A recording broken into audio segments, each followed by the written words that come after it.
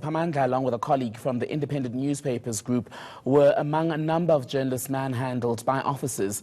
Sanef, the South African National Editors Forum, has condemned the police's actions. We're joined now by Sanef's Executive Director, Kate Skinner, to talk more about this. Kate, a very good afternoon to you. Thank you for coming in. So, you have rightfully condemned the actions of the police today.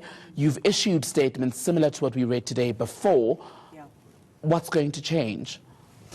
Well, look, I mean, the thing is that we are now going to be meeting with the head of police. We are also, we realise that we actually have to have a massive education campaign.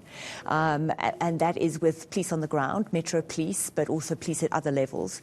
What we're also picking up is the importance of doing a massive education campaign in terms of the general public, because journalists are being attacked at all levels by the police, but also sometimes in protest situations by members of the public. You speak about meeting someone senior in police, and I remember as far back as when Ria Piecha was still National Police Commissioner, Sanef was again speaking to police about the harassment of journalists by officers, be it at a protest or anywhere else. And yet here we are in 2019, we're back there. And I suppose it comes back to my initial question to you. What is going to change when the dust is settled? Well, I think the thing is that it's eternal vigilance. So my sense is that you have to constantly meet and constantly educate, and that's that's the issue. Is that whenever you think your work is done, that is when it absolutely is not.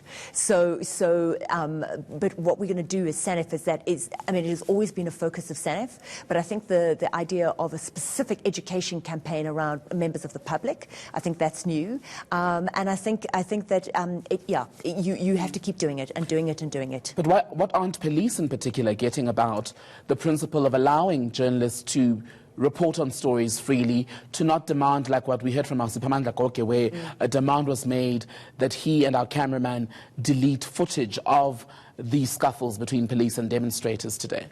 So you see, the thing I think is that also that you're constantly getting new people coming into the police force, and so that's the role of the education campaign, is people to understand the law, and I think that is a huge issue, is that people literally don't understand. I think also one of the other issues is that police officers are not always aware that the person is a journalist, and that was one of the things that we got about today, that when they did these arrests, they weren't the journalists weren't immediately identifiable.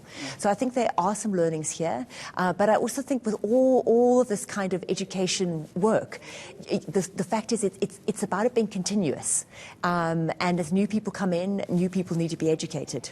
And just on that education then, for the benefit of those listening into this conversation who may not be familiar with what the law says as far as the parameters within which reporters are allowed to do their work on stories such as today's demonstrations in Durban, what are we allowed to do and what are we not allowed to do?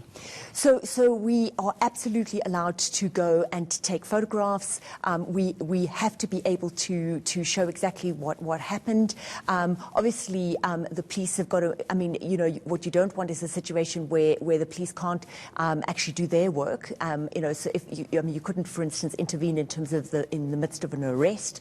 But what there needs to be is kind of respect for making sure that the police can do what they need to do, but also for the journalists to be able to tell their story. And so the issue around particularly deleting of footage is totally unacceptable. But let's say I, Tembekile, am now out at a protest, as Pamandla and our colleague from independent newspapers were this morning in Durban. I am roughed up by an officer, told to delete images from my phone or from my camera. What's the worst that could happen to the officer for such an offence? So that isn't entirely clear. I mean, the issue would be that there would certainly be reprimands, and those are the kinds of things that I think we need to tighten up on in terms of, do they, for instance, get sanctioned with a fine?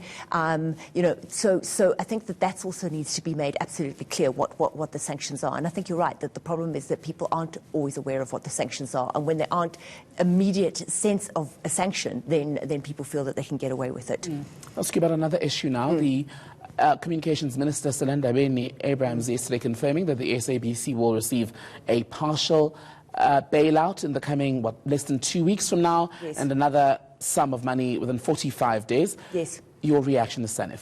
Fantastic. The money is absolutely needed, and it's long overdue. Where to next, though, for the SABC? I mean, we know we've got a relatively new board still at the public broadcaster trying to fix things. Yeah. There are senior people who are new in the newsroom, for example, as well as that, but it's still a long way to go. It's an absolutely long way to go. But I think the thing is that when you look at the people that are in place, the new board, but also the executive management, the CEO, for instance, and the CFO, very competent people.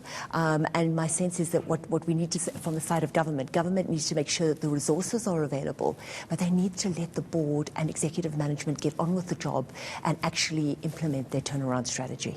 Okay, another issue, there has been a criticism of the South African media in coverage of the public protector and the Public Enterprises Minister Pravin Gordhan, in particular as relates to the SARS Rogue Unit report. Yes. Sanef, what's going to happen now? What are we doing as an industry to get the balance where we are able to guard against criticism of a media that is biased, that's taken a position either against or for any of the two officers involved here? So I think the thing is that it's absolutely important that we give all sides of the story, and I think when we don't, then we get heavily criticized, and so we should be. I think also what's important to say is that we have, in fact, as Sanef, got an investigation into media ethics and credibility issues, and what we're hoping is that people are going to reflect on those issues and look at ways to strengthen the media industry. And so what we're hoping is that members of the public, but also media owners, journalists, editors will come forward and reflect on these issues and put forward ways, concrete ways, that we can actually improve ethics and credibility. But by your reading then, have we covered ourselves in glory in covering this development? I think that we probably haven't made sure that we tell all sides of the story as much of the time as we can, yes. Kate Skinner, thank you. That's a pleasure. Kate.